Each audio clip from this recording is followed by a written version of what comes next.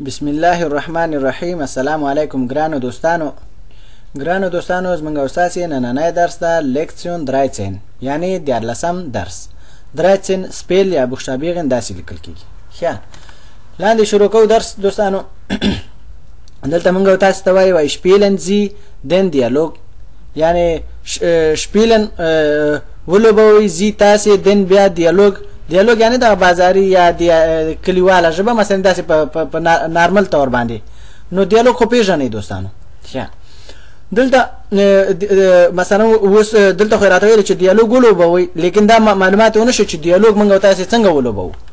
ځکه ګورئ دوستانو هغه دا اول اوس خو دغه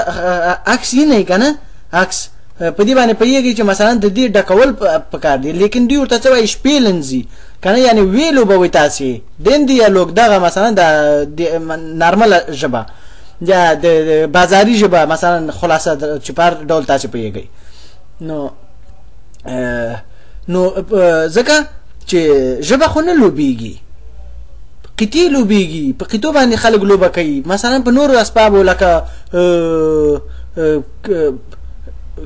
کریم بورډ او نه پیګه مرته چی شوی بلیارد سنوکر دا شوی نه لوبيږي کنه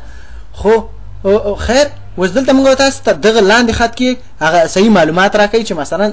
چی موږ ولوبو. خو دلته وای کوغویتن زی ان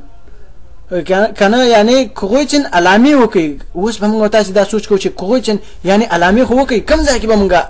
علامه وکړو کنه دغه دوستانو دغه ځای کې دا خانینه اوس ورسته کو خو لیکن لکه یو حساب د پاره کوغویتن یعنی د تاسو د چې په مغزو کې پاتې شي زی یعنی تاسو ان یعنی په هغه ځای کې چې کوم ځای کې یعنی مناسبي und یعنی او شرایبن زی کنه اولی کوي تاسو چې شی ولي کوي چې بیا دلته علامي وکړي چې یعنی یو لغت یا جمله ته جوړه شو نو بیا تاسو دلته ولي کوي او دې ځای کې وای وس ist richtig was یعنی څه ist die richtig یعنی کوم یو رښتیا دی هغه رښتیا راوخلي دی ځای کې ولیکي یعنی کوم یو چې صحیح هغه دی ځای کې ولیکي. ښه اوس راځو د موږ تاسو څنګه جوړ کو ګوري دوستانو. دلته مثلا کوم موږ تاسو یو وخت وایو چې ګوتن مورګن کنه یا ودا مورګن یا ته مثلا ودا وای مخکې خو ویلي. ښه دلته کوم موږ تاسو ګوتن پیدا کو څنګه پیدا کو ګو خو د دې ځکه لیکل شوی ګو کنه اوس دلته ګوبن کدا په دې باندې علامه وکړو دلته ګوبن کیږي کدا وکړو ګوتن کیږي. آفرین دغه یو دا ګوتن دغه یو سیدا ګوتن سیدا. ښه دا ګوتن به راوخل موږ تاسو به دوستانو دلته ولیکو ګوتن. ښه ګوتن خو ولیکو د دې نه په دا خاطر راځو. اوس دلته مارګن موږ تاسو ته وای پیدا کړي مار خو دې ځکه لیکل شوی. اوس دا مارکن سیدا کا مارګن سیدا کا ماردن سیدا. آفرین بالکل مارګن سیدا دغه یو دا دلته سیدا په سیدا ده یعنی دغه یو باندې علامه وو. ښه اوس دې باندې علامه وکړه دلته اوس دا مارګن هم ورسره ولیکو چې مارګن ودا مارګن. ښه مارګن خو مولیکو دا یعنی د دې دام کامل شو دوستانو. اوس راځو هغه کو اوس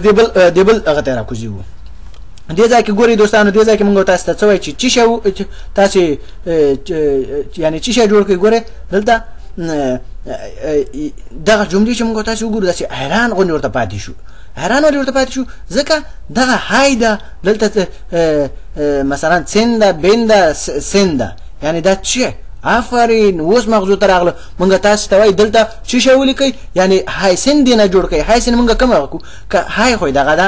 کدا ولیکو هاي سن راځي کدا ولیکو هاي بن راځي کدا ولیکو هایسن راځي. آفرین هایسن پیدا کړ دغه دا هایسن په دې باندې علامه وکړه. اوس هایسن څه کو دلته لیکو بالکل هایسن. ښه هایسن یعنی نومېدل یعنی یو څه نومېدل مثلا چې وای کنه وی هایسن یعنی تاسو څه نومېږئ یا وی هایس ته څه نومېږئ ich heiße مثلا زما نوم دا دی کنه یا زه نومېږم دا شي کنه هایسن اوس دې ځان موږ تاسو هایسن نه جوړ کړ ښه لاندې را کوجی ګل ته موږ تاسو ته چی وای دلته وای موږ تاسو ته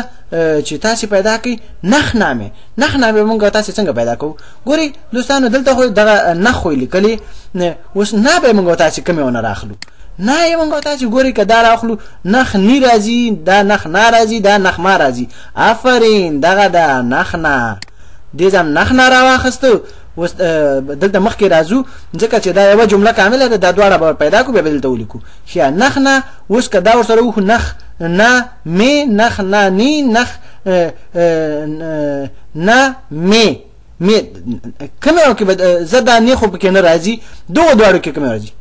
آفرین بالکل دغه یو راځي نخ نه می آفرین ښه اوس به دا چی شو کو دا بدل د منګو تاسو ولیکو نخ نامه نخ نامه دا غسی ښه ګران دوستانو دغه درس اوس به درته واري تکرار کوم هم داسې په دې ژبه باندې او نور خو معنا خو مې درته واري وکړه بیا به درس بند کو